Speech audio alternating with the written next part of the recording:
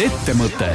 Tere kõigile Ettemõtte saate kuulajatele. Taavi Kotka, Henrik Roonemaa tegelevad käesoleval nädalal järjekordse Eesti idufirmaga, mis väärib tegelemist. Ja täna on meil üks selline saade, mille kohta kolleegid Delfist on öelnud, et tehke neid rohkem, et inimestele meeldib kuulata. Ja no me siis teeme. See on üks selline saade, kus me vaatame otsa ühele idufirmale, mis ei tulnud välja ja katsume rääkida, miks ei tulnud välja ja mida sellest kellelgi õppida on.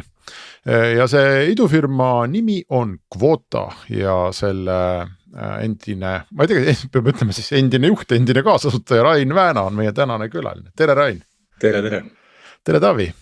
No tšau. Ma ei tea, miks inimestele ikkagi need sellised fail story'd nagu meeldivad. Kusjuures ikka neid fail'e ju juhtub tihti rohkem kui õnnestumisi, et ma just lugesin Armin Koomäe kohta intervjuud, temaga tehti intervjuu ja siis teda ka tutvustati mingis koolis kui edukat ettevõtjat.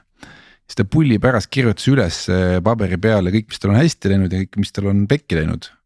Ja siis tal oli minust 29% oli hästi läinud ja siis 71% oli pekki läinud. Ehk siis lihtsalt nagu see, mis hästi on välja tulnud, see tuli nii palju on nii-öelda kasumlikum olnud, aga kokku võttes, et see ettevõtjaks olemine, et see ei ole niimoodi, et nagu ühelt torditükilt hüppan jälle järgmisel torditükile, et see on täiesti normaalne, et lähebki pekki ja läheb vaatad rohkem pekki, kui välja tuleb. Et see ongi ettevõtmine. Jah, ma ei arvanudki küsides, et me moodustame praegu mingisuguse häbistamise ringi Raini ümber. Muidugi teeme. teeme. Eestlased on ju me ei faili.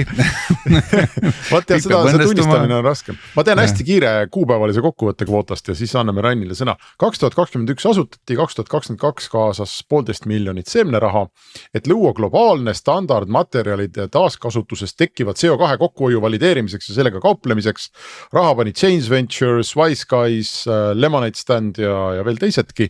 2023 läks kõik hästi, Slushil võideti ühe innovatsiooniprogrammi Balti piirkonna peaauhind, oli kohe soolas võimalik koostöö erinevate pankadega, kes seda programmi seal toetasid, Forusega näiteks tehti koostööd.